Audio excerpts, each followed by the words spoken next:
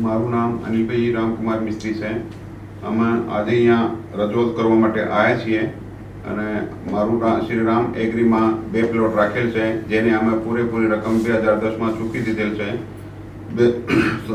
એને પછી રામ એગ્રી એમ કીધું હતું કે અમે 2-3 વર્ષમાં તમને આનું પોઝિશન આપી દઈશું, છતાં એને કંઈ પોઝિશન આપણે આપ્યું નથી. પછી 3-4 વર્ષ પછી એનો કંઈ ફોન આવ્યો હતો કે ભાઈ તમે રજિસ્ટ્રેશન કરાવી લો.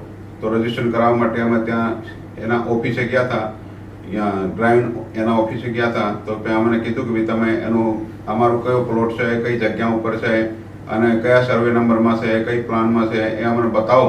તો છતાં એને કંઈ બતાવ્યું નથી કે અમે તમે નેક્સ્ટ ટાઈમ આવજો પછી અમે બતાવીશું. પછી નેક્સ્ટ ટાઈમે અમે ગયા હતા પછી તો એને કંઈ બતાવેલ નથી.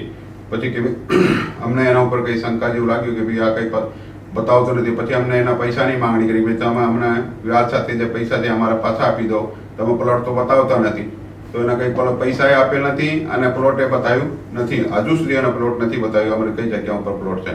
પછી અમને શંકા લાગી તો પછી અમને વસ્ત્રાપુર પોલીસ સ્ટેશનમાં એના અગેન્સ્ટમાં ફરિયાદ નોંધાયેલી કે ભાઈ અમારું પ્લોટનું એને કીધેલું છે પણ હજુ સુધી એને કંઈ આપેલ નથી, એને કંઈ પૈસા પણ આપતા નથી. પછી અમે ત્યાં ફરિયાદ નોંધાયેલ.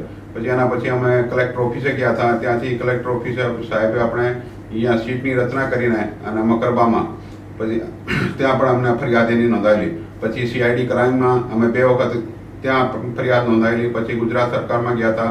ગુજરાત સરકારમાં અમને જે પણ એની સંસ્થા જે લાગે છે એ બધી જગ્યાએ અમને રજૂઆત કરેલ કે ભાઈ અમારે ન્યાય મળ્યો નથી અને પૈસા આપતા નથી અને પ્લોટે આપતા નથી. અમને ક્યાંય પણ એનું હજુ ન્યાય મળ્યો નથી હજુ. પછી અમને વડાપ્રધાનને, રાષ્ટ્રપતિ સાહેબને અને દરેક જગ્યા ઉપર અમને રજૂઆત કરેલી છે.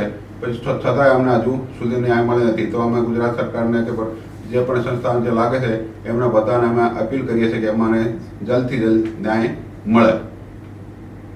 ધન્યવાદ. બરાબર છે.